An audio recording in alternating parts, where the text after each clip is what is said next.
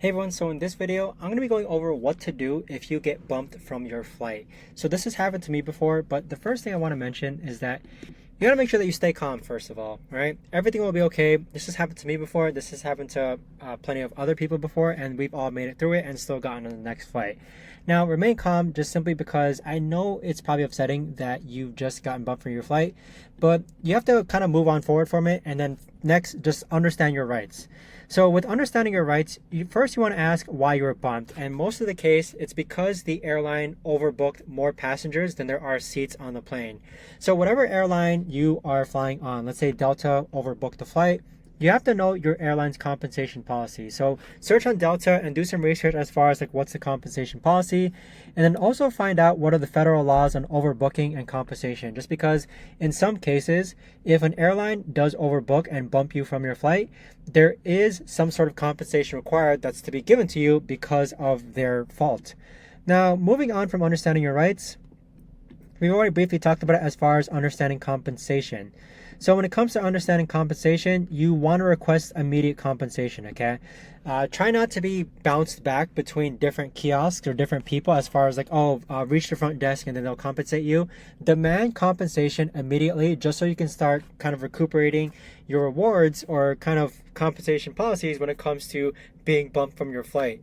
So with that immediate compensation, there's usually either cash or vouchers. I tend to prefer cash credit just because if Delta bumps me, for example, and they only give me Delta credit, that means I have to fly only Delta. So I don't really fancy that option all too much.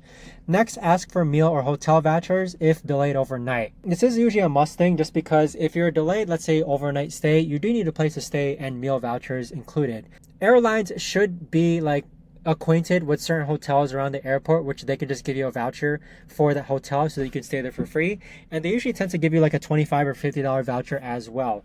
And then next, you want to ensure that you're confirmed a seat on the next flight. So you got to make sure that you have some sort of confirmation email, confirmation text, confirmation paper that ensures that you're confirmed on the seat for the next flight. So next is compensation.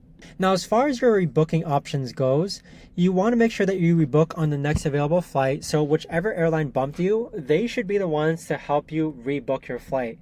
Unless you book with a travel agent or a travel company, they should help that company or agent should be the ones to help rebook you.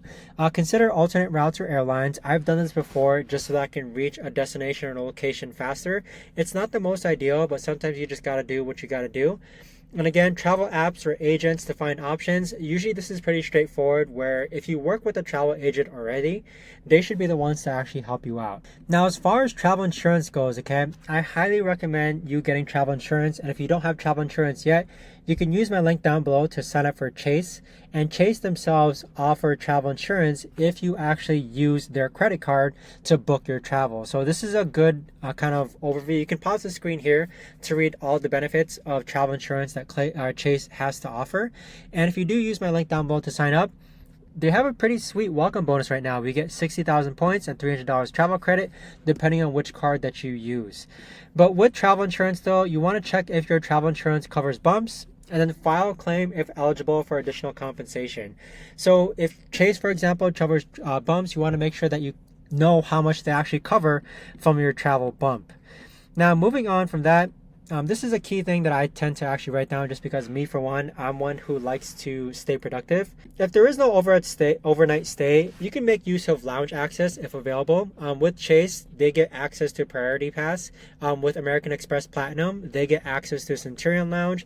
So if you do get bumped for your flight, I would recommend going back to the lounge and getting access there and basically trying to stay productive and doing work there just because the lounge is free entertainment, free food, free drinks, and it's just a nice place to relax and kind of ease the stress after having gotten bumped from your flight.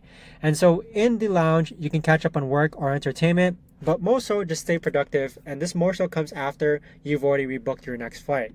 Now with social media, okay, I have found this to be quite useful when it comes to contacting airlines via social media.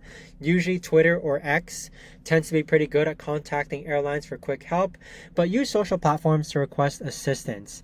Something I want to point out is that the airline that bumps you, you just want to make sure that they do rebook you, okay? And so they should help you with your rebooking process to confirm that you are on the next flight so that you don't have to revert to going to social media in order to actually contact them. Hopefully you can have a one-on-one conversation with them in person. That should be smooth and seamless. But with that being said, I hope you found this video helpful as far as what to do if you get bumped from your flight. Just stay calm, understand your rights, get your compensation because you deserve it. Check out your rebooking options. Consider travel insurance next time if you don't have it now, just because travel insurance for me has come so handy multiple times. Okay, I've probably filed over 10 insurance claims and they have all been satisfied from Chase Sapphire Reserve. And again, if you haven't signed up for Chase Sapphire Reserve just yet, you can use my link down below to get an idea as far as what the benefits are. Next, stay productive, and then last resort, hopefully you don't have to reach out to them on social media just because you can be talking to them in person. But that's all I have for this video, everyone. Thanks so much for watching, and I'll see you guys all in the next one. Take care.